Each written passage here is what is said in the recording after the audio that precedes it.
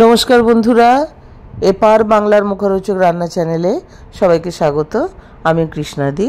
আজকে মহালয়ার সকালে আজকে অনেকগুলো রান্না করব, তারই ছোট্ট একটি রেসিপি তোমাদের দেখাচ্ছি। আলুর চটপটা।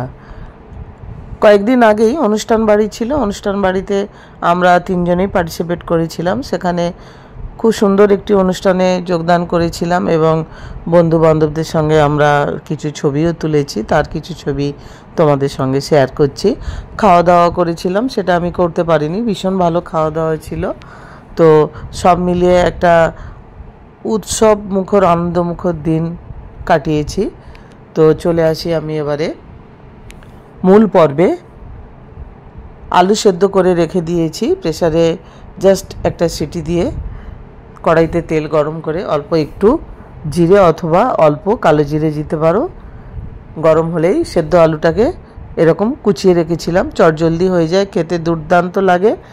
আর এটা করতে কোনো বেশি তেল লাগে না, অল্প তেলে 2-3টে আলু মুহূর্তের মধ্যে ভেজে নেওয়া যায়।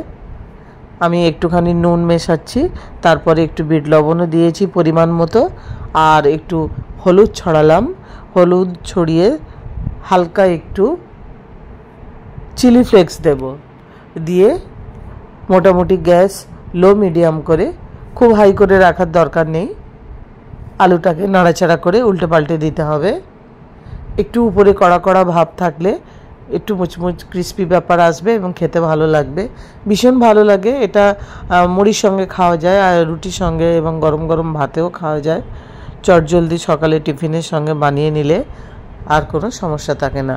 ওপর থেকে একটু ভাজা মশলা ছড়িয়ে দিলাম, খুব বেশি লাগে না মশলা, অল্প অল্প করে যে যেমন মশলা পছন্দ করো দিতে পারো। এই যে চিলি ফ্লেক্স দিচ্ছি, ওপর থেকে একটু চিলি ফ্লেক্স ছড়িয়ে দিচ্ছি স্বাদের জন্য, খেতে খুব ভালো লাগে। জাস্ট এটাকে উল্টে পাল্টে নিয়ে গ্যাস লো করা আছে এই পর্বে। একটু ক্রাঞ্চিনেস চলে এলে এটাকে নামিয়ে যেমন খুশি খাও, খুব তাড়াতাড়ি চটজলদি হয়ে যায়। এরকম নিত্য নতুন রেসিপি দেখার জন্য অবশ্যই আমার চ্যানেলটি সাবস্ক্রাইব করে নেবে বন্ধুরা, তাহলে নতুন নতুন রান্নার রেসিপি দেখতে পাবে। বেল আইকন প্রেস করলে কোনো মিস করবে না, প্রত্যেকটা ভিডিও তোমরা দেখতে পাবে। আমার চ্যানেলে নিত্য নতুন রান্নার রেসিপি আর ক্রিয়েটিভ ভিডিও দেয়া হয়। আজকে এই পর্যন্ত। সবাই ভালো থেকো, সুস্থ থেকো, নিরাপদে থেকো। আবার দেখা হবে নতুন কোনো রেসিপি নিয়ে অথবা ক্রিয়েটিভ ভিডিও নেবে। সবাই সুস্থ থেকো, ভালো থেকো।